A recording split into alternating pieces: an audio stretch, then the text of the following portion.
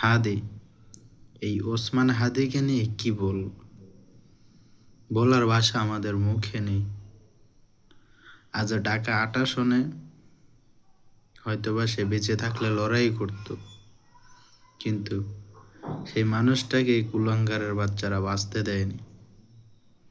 এই মির্জা আব্বাস, সে ঢাকা ৮ আসনে দুর্নীতি করে তারপর জিতে গেছে। এই মানুষটা তো বলছিল যে আমি যদি আমার জীবনে 500 ভোটও পাই, তাও আমি আল্লাহর শুকরিয়া আদায় করব যে আমি আমার জীবনে 500 মানুষের ভালোবাসা পেয়েছি। কিন্তু এই কুলাঙ্গাররা হাদি ভাইকে বেঁচে থাকতে দেয়নি এই পৃথিবীতে। আর আমরা এমন জাতি যে মানুষটার খুনের বিচার এখন পর্যন্ত করাতে পারেনি।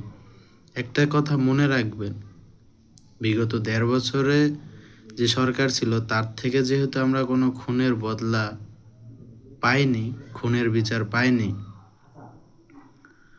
আগামী 5 বছর এই হাদির খুনির বিচার তো হবেই না, বরঞ্চ আপনি আমি যারা বিচার চাইতে যাব তাদেরকে ওই হাদির কাছেই পাঠিয়ে দিবে। এই কথাটা মনে রেখেন।